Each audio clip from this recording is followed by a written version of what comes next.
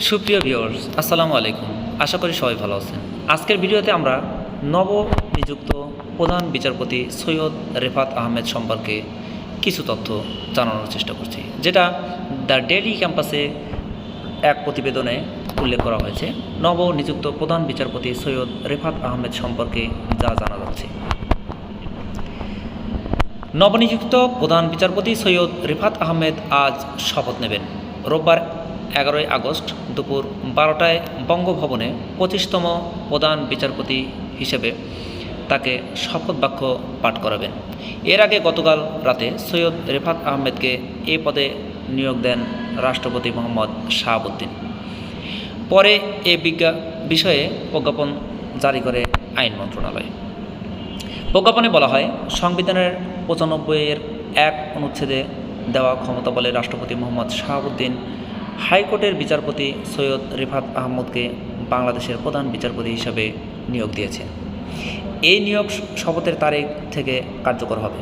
Supreme court প্রশাসনের সূত্রে জানা যায়, রোববার প্রধান বিচারপতি হিসাবে শপথ নেবেন বিচারপতি সৈয়দ রেফাত আহমেদ। দুপুর 12টায় বঙ্গভবনে তাকে শপথ বাক্য পাঠ করাবেন রাষ্ট্রপতি শাহাবুদ্দিন। সৈয়দ রেফাত আহমেদের জন্ম 1958 সালের 28 ডিসেম্বর।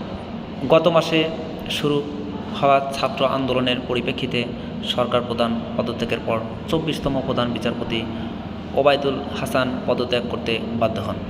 তারই স্থলাভিষিক্ত হলেন সৈয়দ রেফাত আহমেদ। পারিবারিক কিছু তথ্য, যেমন উল্লেখ্য, সৈয়দ রেফাত আহমেদ বাংলাদেশের প্রথিতযশা সিনিয়র আইনজীবী ও সাবেক attorney general barrister Ishtiaq Ahmed ও ডক্টর সুফিয়া আহমেদের ছেলে। ভাষা সৈনিক ও 21শে পদকপ্রাপ্ত ডক্টর সুফিয়া আহমেদ বাংলাদেশের প্রথম নারী জাতীয় অধ্যাপক ছিলেন। ঢাকা বিশ্ববিদ্যালয়ের ইসলামের ইতিহাস ও সংস্কৃতি বিভাগের চেয়ারম্যানের দায়িত্ব পালন করেন নবনিযুক্ত প্রধান বিচারপতির মা। ইশতিয়াক সুফিয়া দম্পতির 2 সন্তানের মধ্যে প্রথম সন্তান সৈয়দ রেফাত আহমেদ, দ্বিতীয় সন্তান ডাক্তার রায়হানা আহমেদ ইংল্যান্ডে বসবাস করেন বলে প্রধান বিচারপতির পারিবারিক সূত্রে জানা গেছে।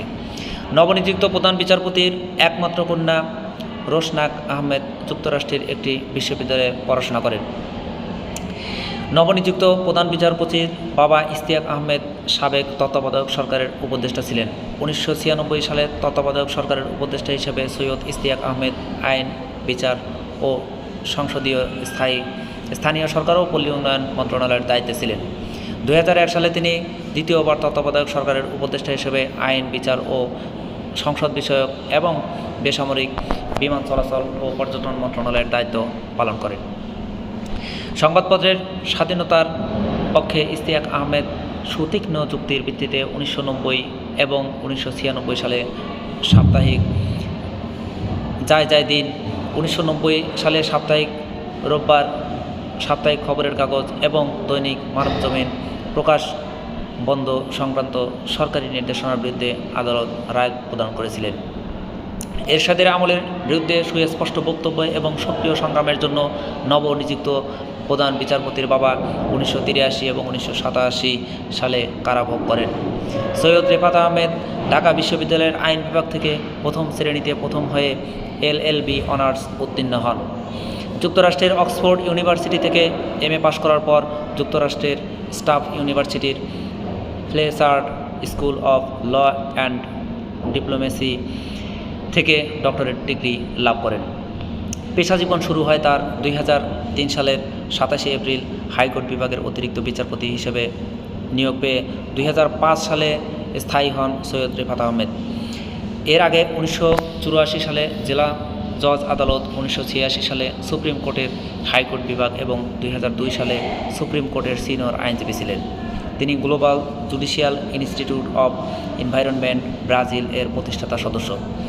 জাতীয় এবং আন্তর্জাতিক পর্যায়ে বিভিন্ন গুরুত্বপূর্ণ অনুষ্ঠানে আইনজীবী এবং বিচারক হিসেবে আমন্ত্রিত হয়ে বক্তৃতা করেছেন তিনি। ব্যক্তিগত ও কর্মসূত্রে অন্তত 25টা দেশ ভ্রমণের অভিজ্ঞতা রয়েছে নবনিযুক্ত প্রধান বিচারপতির। সুপ্রিয় দর্শক বন্ধু, এই ছিল কিছু গুরুত্বপূর্ণ তথ্য নবনিযুক্ত প্রধান বিচারপতি সৈয়দ রেফাত আহমেদ সম্পর্কে। পরবর্তী ভিডিও দেখার নিমন্ত্রণ জানিয়ে বিদায় নিচ্ছি। সবাই ভালো থাকুন, সুস্থ থাকুন। আল্লাহ হাফেজ।